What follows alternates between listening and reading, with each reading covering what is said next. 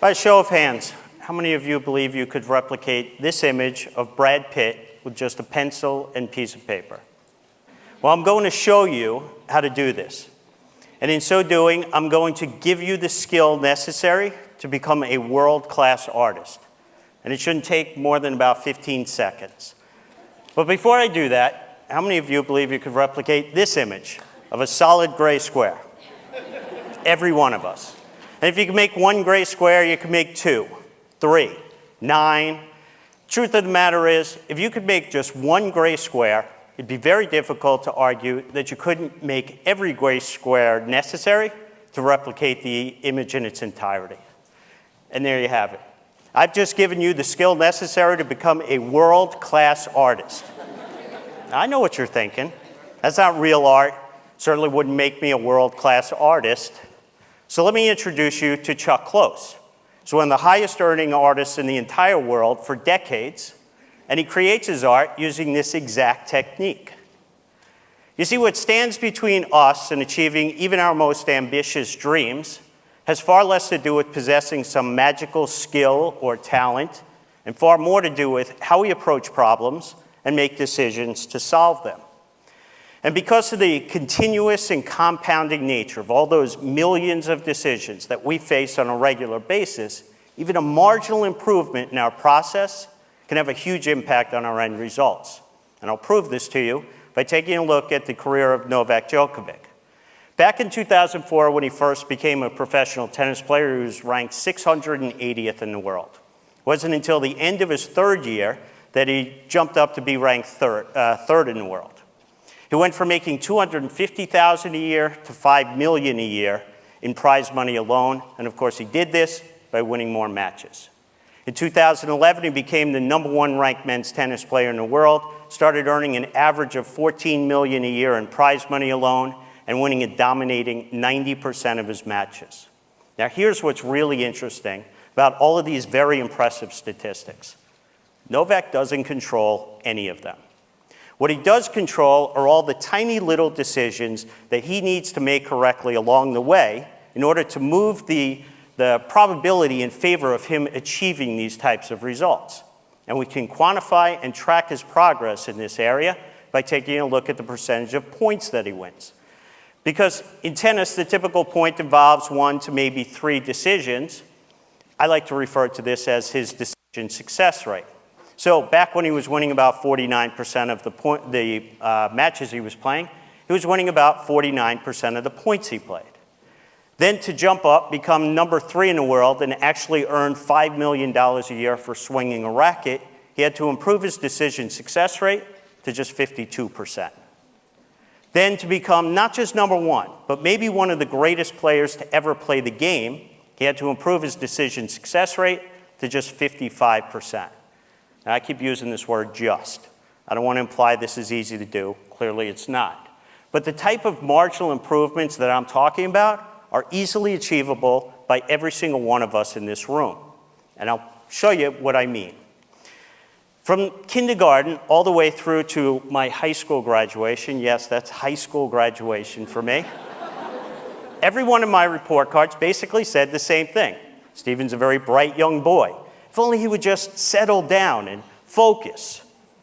What they didn't realize was I wanted that even more than they wanted it for me. I just couldn't. And so from kindergarten straight through the second year of college, I was a really consistent C minus student. But then going into my junior year, I'd had enough. I thought, I want to make a change. I'm going to make a marginal adjustment. And I'm going to stop being a spectator in my decision-making and start becoming an active participant. And so that year, instead of pretending again that I would suddenly be able to settle down and focus on things for more than 5 or 10 minutes at a time, I decided to assume I wouldn't. And so if I wanted to achieve the type of outcome that I desired, doing well in school, I was going to actually have to change my approach. And so I made a marginal adjustment. If I would get an assignment, let's say read 5 chapters in a book, I wouldn't think of it as 5 chapters. I wouldn't even think of it as 1 chapter. I would break it down into these tasks that I could achieve that would require me to focus for just 5 or 10 minutes at a time. So maybe 3 or 4 paragraphs, that's it. I would do that. When I was done with those 5 or 10 minutes, I would get up. I'd go shoot some hoops, do a little drawing, maybe play video games for a few minutes. And then I'd come back. Not necessarily to the same assignment, not even necessarily to the same subject, but just to another task that required just 5 to 10 minutes of my attention. From that point forward, all the way through to graduation, I was a straight A student. Dean's List, President's Honor Roll, every semester. I then went on to one of the top graduate programs in the world for finance and economics. Same approach, same results. So then I graduate. I start my career, and I'm thinking, this worked really well for me. You know, you take these big concepts, these complex ideas, these big assignments, you break them down to much more manageable tasks. And then along the way, you make a marginal improvement to the process, you nudge the odds of success in your favor. I'm going to try and do this in my career. So I did. I started out as an exotic derivatives trader at Credit Suisse. It then led me to be global head of currency option trading for Bank of America, global head of emerging markets for AIG International. It helped me deliver top-tier returns as a global macro hedge fund manager for 12 years and to become founder and CIO of 2 award-winning hedge funds. So it gets to 2001, and I'm thinking, this whole idea, it worked really well in school. It's been serving me well as a professional. Why aren't I applying this in my personal life? Like to all those big, ambitious goals I have for myself. So one day, I'm walking to work, and at the time, my commute was a walk from one end of Hyde Park to the other in London. It took me about 45 minutes each way. Hour and a half a day, 7.5 hours a week, 30 hours a month, 360 hours a year when I was awake, aware, basically wasting time, listening to music on my iPod.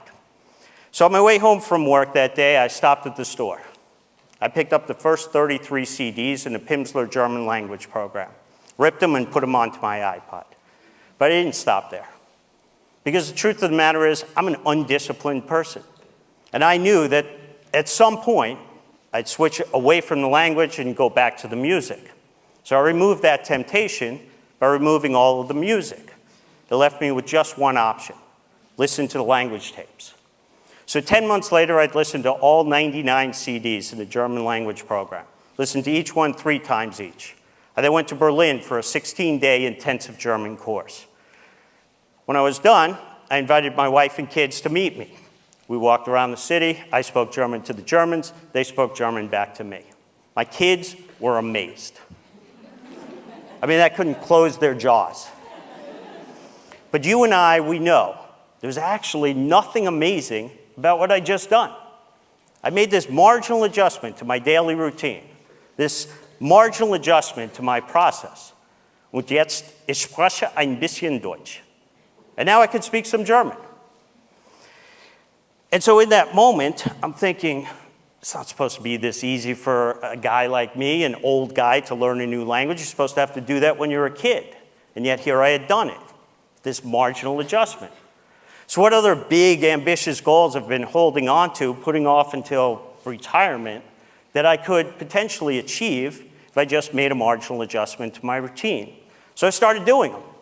I earned my auto racing license. I learned how to fly a helicopter, did rock climbing, skydiving, and learned how to fly planes aerobatically. Well, if you're like me, back in 2007, you might have the same goal I had. I was just moving back from London. I was about 25 pounds overweight and out of shape, and I wanted to rectify that. So I could go the typical route. You know, I could write a check to a gym I'd never go to, or I could swear to myself that I will never again eat those foods that I love but are doing all the damage. And I knew that going that route rarely results in the outcome you desire. So I decided to become an active participant. And I thought about the habits and passions that I've developed over the course of my life. And I thought, can I make just a marginal adjustment to them so that they work in my favor as opposed to against me? And so I did. I've got this habit where I've been walking an hour and a half a day for the last 7 years. And I've got this passion for being in the outdoors. And so that year, I didn't actually set the New Year's resolution to lose 25 pounds. I set a resolution to hike all 33 trails in the front country of Santa Barbara's mountains. And I'd never been on a hike before in my life. But the truth of the matter is, it's not about the 33 trails. You have to break this big, ambitious goal down into these more manageable decisions, the types of decisions that need to be made correctly along the way in order to improve the odds of achieving the type of outcome you desire. It's not about even one trail. It's about those tiny little decisions, like when you're sitting at your desk, putting in just a little extra time at the end of a day. Or you're lying on your couch and you're clicking through the channels on your remote control or scrolling through your Facebook feed. And in that moment, you make the decision to put it down. You go put on your hiking clothes. You go walk outside your front door and you shut it behind you. You walk to your car, you get in your car, and you drive to the trailhead. You get out of the car at the trailhead and you take one step. You take 2 steps, 3 steps. Every one of those steps that I've just described is a tiny little decision that needs to be made correctly along the way in order to achieve the ultimate outcome. Now, when I say I want to hike 33 trails in the front country, people think about the decisions at the top of the mountain. That's not what it's about. Because if you don't make the right decision when you're on the couch, there is no decision that occurs at the top of the mountain.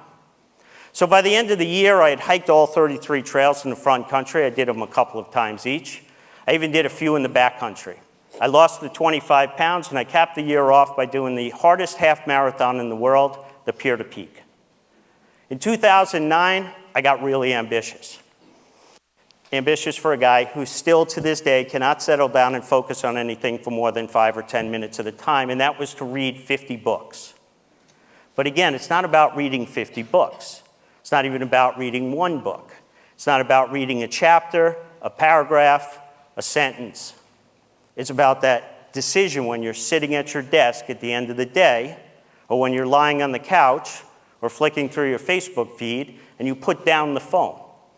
You pick up a book and you read one word. If you read one word, you'll read 2 words, 3 words. You'll read a sentence, a paragraph, a page, a chapter, a book. You'll read 10 books, 30 books, 50 books. In 2012, I got really ambitious. I set 24 New Year's resolutions. 12 of them were what I call giving resolutions, where I did 12 charitable things that didn't involve writing a check. But it's not without its failures. I tried to donate blood, and they rejected me because I'd lived in the UK. I tried to donate my sperm, they rejected me because I was too old. I tried to donate my hair, and it turns out nobody wants gray hair. So here I was trying to do something to make myself feel good, and it was having the opposite effect. So anyway, I've also had these 12 learning resolutions to learn 12 new skills. And when I was done with unicycling, parkour, slacklining, jumping stilts, and drumming, my wife suggested I learn how to knit. And I'll be honest, I wasn't all that passionate about knitting. But one day I'm sitting under this 40-foot tall eucalyptus tree that's 2.6 miles up the Cold Spring Trail in Santa Barbara, and I'm thinking, that tree would look really cool if it were covered in yarn. And so I went home and I Googled this, and it turns out this is a thing people do. It's called yarn bombing. You wrap these public structures with yarn. And the 2nd annual International Yarn Bombing Day was just 82 days away. So for the next 82 days, no matter where I was, if I was in a board meeting, on the trading floor, in an airplane, or in the hospital, I was knitting, 1 stitch at a time. And 82 days later, I had done my first ever yarn bomb.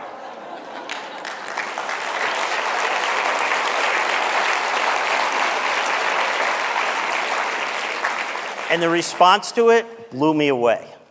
So I kept going with bigger, more ambitious projects that required more engineering skills. And in 2014, I set the goal to wrap 6 massive boulders in Los Padres National Forest at the top of the mountains. But if I was going to pull this off, I'd need help. So at this point, I had a few thousand followers on social media as the yarn bomber. And I started getting packages, lots of packages. 388 contributors from 36 countries in all 50 states. In the end, I didn't wrap 1 massive boulder, I wrapped 18.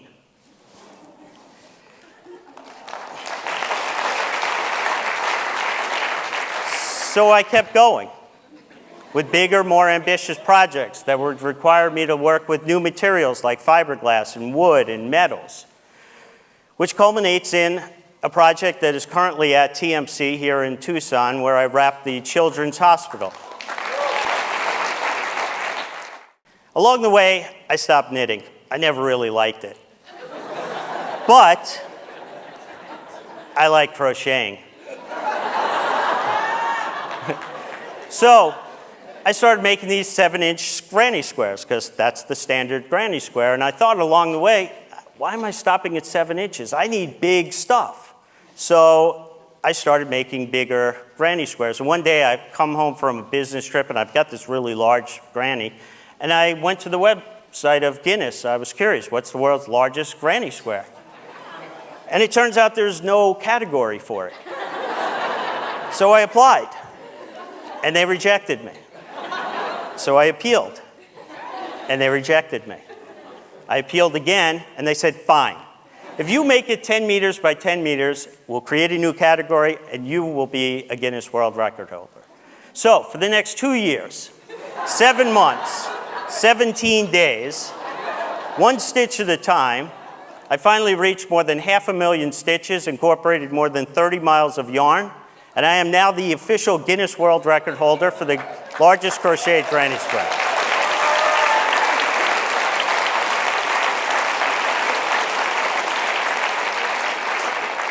Along the way, I've garnered an awful lot of attention for my escapades. I've been featured in Newsweek magazine, Art News, which is kind of the Bible for artists. But what I want you to realize when you hear these things, I'm still that C- student. I'm still that kid who can't settle down or focus for more than 5 or 10 minutes at a time. And I remain a guy who possesses no special gift of talent or skill. All I do is take really big, ambitious projects that people seem to marvel at, break them down to their simplest form, and then just make marginal improvements along the way to improve my odds of achieving them. And so the whole reason I'm giving this talk is I'm hoping to inspire several of you to pull some of those ambitious dreams that you have for yourself off the bookshelf and start pursuing them by making that marginal adjustment to your routine. Thank you.